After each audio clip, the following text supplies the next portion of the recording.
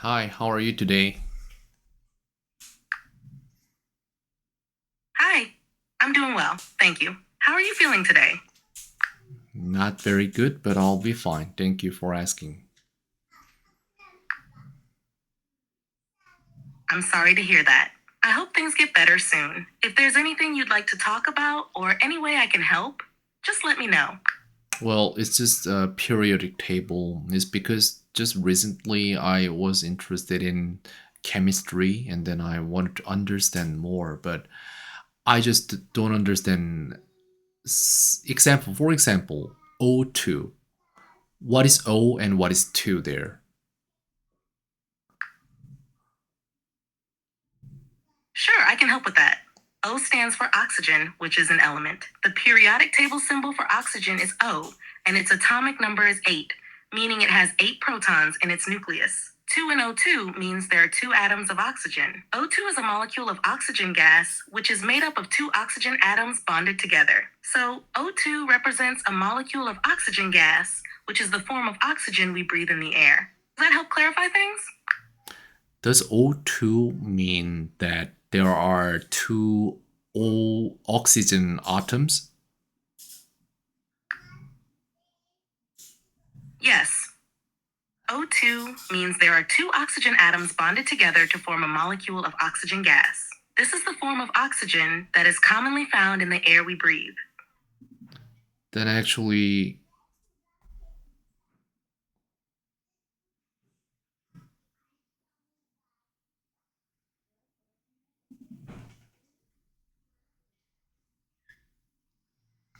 then probably I don't really understand that proton. So can you explain proton a little more? I just heard that oxygen has 8 protons, but what about others? Sure, I can explain that. Proton. A proton is a subatomic particle found in the nucleus of an atom. It has a positive electrical charge. The number of protons in the nucleus of an atom determines the atomic number of the element. This atomic number defines the element and its position on the periodic table. Here are some examples of elements and their number of protons.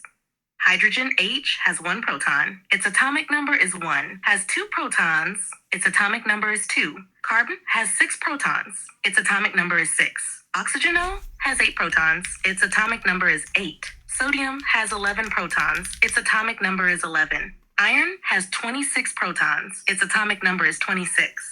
Each element on the periodic table has a unique number of protons. This is what makes each element different from the others. For example, carbon will always have 6 protons. If an atom has 6 protons, it is carbon. If an atom has 8 protons, it is oxygen. The number of protons also helps determine the chemical behavior of an element. For instance, elements with similar numbers of valence electrons found in the same group will often react in similar ways. Does this help clarify what protons are and how they relate to different elements? Not really. I'm sorry, but it's not your fault. It's just I'm lacking this chemical chemistry knowledge. So let me ask you this. I am looking at a periodic table now, and then I see the first thing, and that is H, and there's number one. And what does that number one stand for?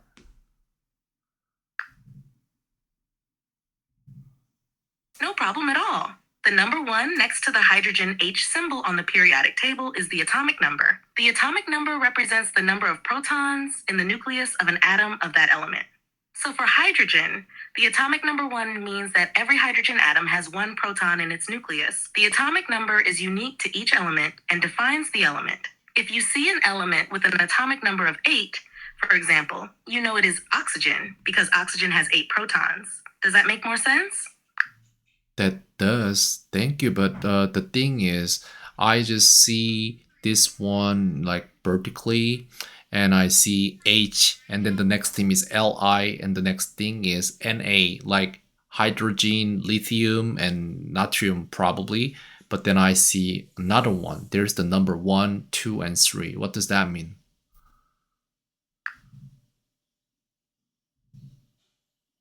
The numbers you see next to the elements in a vertical column on the periodic table are group numbers or group labels. These numbers help classify elements based on their similar chemical properties and the number of valence electrons they have. Here's a brief explanation. 1. Group numbers.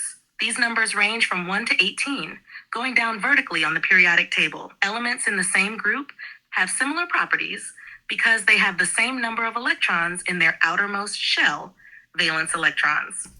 2. Valence electrons. These are the electrons in the outermost energy level of an atom. Elements in the same group have the same number of valence electrons, which influences how they interact with other atoms to form compounds. For example, group 1, also known as group Ia, contains elements like hydrogen H, lithium, sodium Na, and potassium K.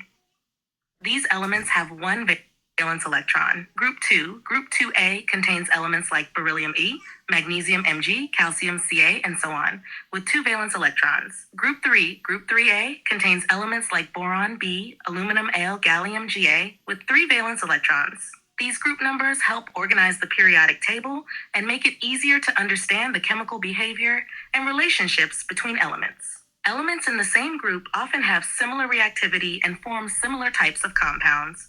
If you have more specific questions about certain groups or elements, feel free to ask.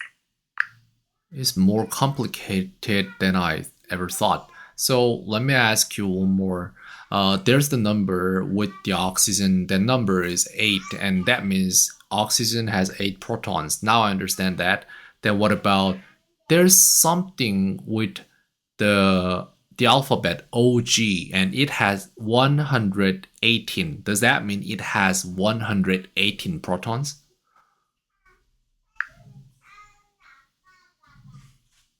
Yes, you're correct in your observation. The element with the symbol OG and the atomic number 118 does indeed mean that it has 118 protons in its nucleus.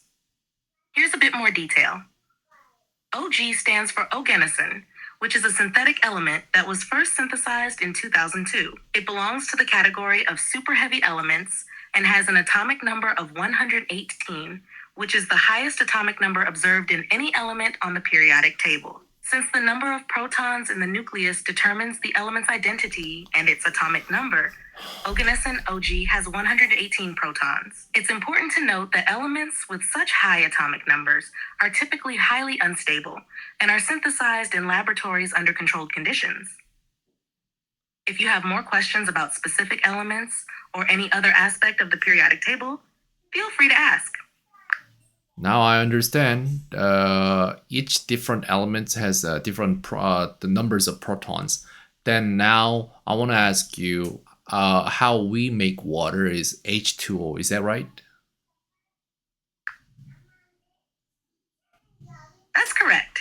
Water, chemically represented as H2O, is made by combining 2 hydrogen atoms H with 1 oxygen atom O.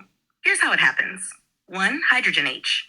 Each hydrogen atom has 1 proton in its nucleus. 2 oxygen O. Each oxygen atom has 8 protons in its nucleus. When you combine 2 hydrogen atoms with 1 oxygen atom in the correct ratio, you get a water molecule, H2O. The 2 in H2O indicates there are 2 hydrogen atoms bonded to 1 oxygen atom. The chemical reaction for making water is 2H2 plus O2, right arrow 2H2O. This means 2 molecules of hydrogen gas, H2, react with 1 molecule of oxygen gas, O2, to form 2 molecules of water, H2O. During this reaction, the hydrogen and oxygen atoms form covalent bonds where they share electrons to stabilize and create the water molecule. If you have more questions about how elements combine or any other chemistry topics, feel free to ask. Since the planet is made of water, mostly like 70%, I believe. Maybe I'm wrong, but anyways, H2O indeed is the most common molecule, I think. Then what are the other common molecule in this planet?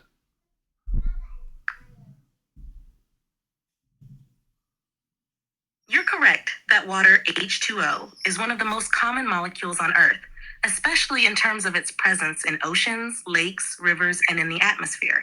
Besides water, there are several other common molecules that are important on Earth. 1. Carbon dioxide, CO2. This is a gas crucial for photosynthesis in plants and is a major component of the Earth's atmosphere. Oxygen, O2, Oxygen gas is vital for respiration in stop, organisms please stop. and is also a key component of the atmosphere. 3. Nitrogen. Okay, I want to ask you about CO2. And CO2, that seems like CO2. So there's one C plus two O's, and then when they combine to make one molecule, that is going to be CO2. Is that right?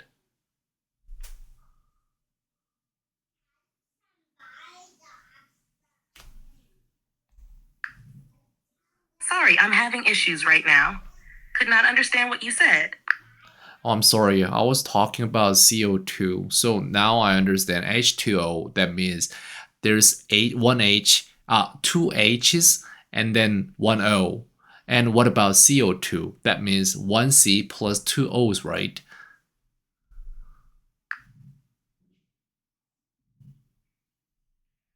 CO2 stands for carbon dioxide. It consists of one carbon atom C bonded to two oxygen atoms O. In the molecule CO2, the carbon atom has 6 protons. Each oxygen atom has 8 protons.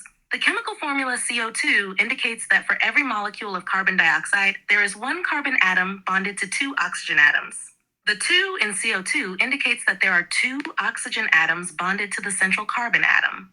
This molecule is important for several reasons, including its role in photosynthesis and respiration, as well as its impact on Earth's climate as a greenhouse gas. If you have any more questions about molecules or chemistry concepts, feel free to ask. Let's say I have 100 grams of H2O, and how can I change this one into CO2? And how much would that be later?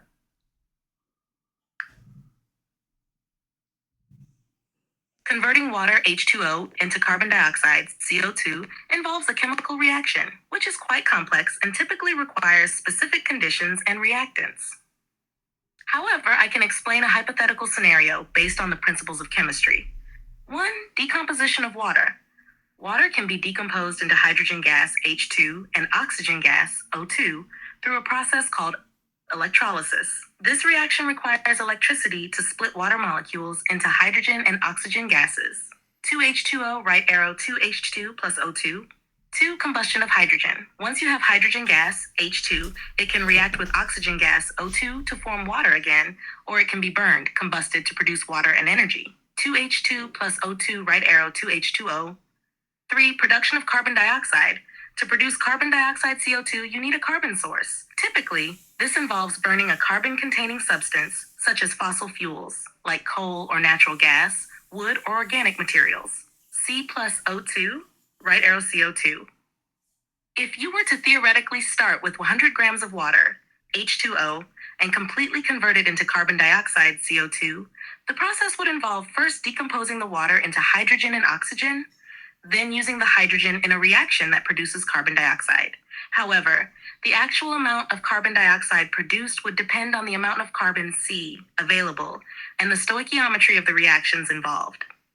The molar mass of carbon dioxide, CO2, is approximately 44 grams mole. So, theoretically, 100 grams of water, H2O, would produce less than 100 grams of carbon dioxide, CO2, due to the additional mass of the carbon C needed. Please note, these processes are highly simplified, and real-world chemical reactions involve many factors, including energy requirements, reaction conditions, and practical limitations. If you have more specific questions or scenarios about chemistry, feel free to ask. I believe human can learn when they see things. So what I'm thinking is that I understand now molecules and then also like protons and those things, but then I just don't understand how they merge and unmerge. So will there be some kind of website that can make it in different images?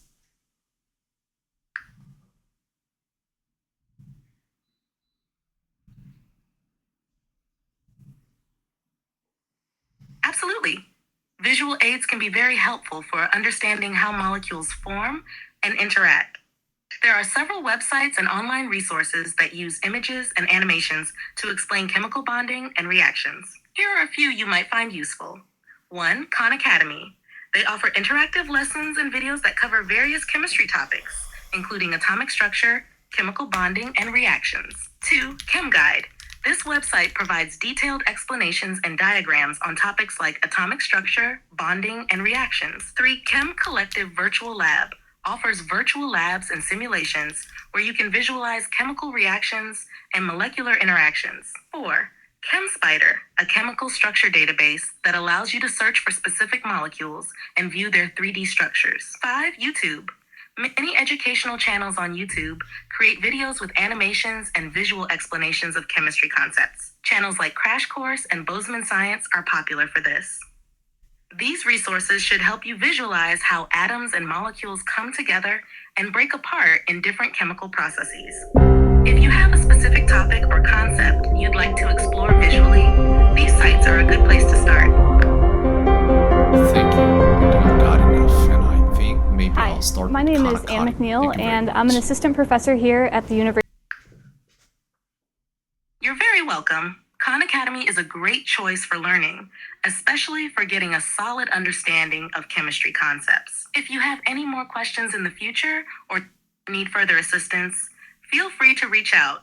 Enjoy your learning journey and have a wonderful day.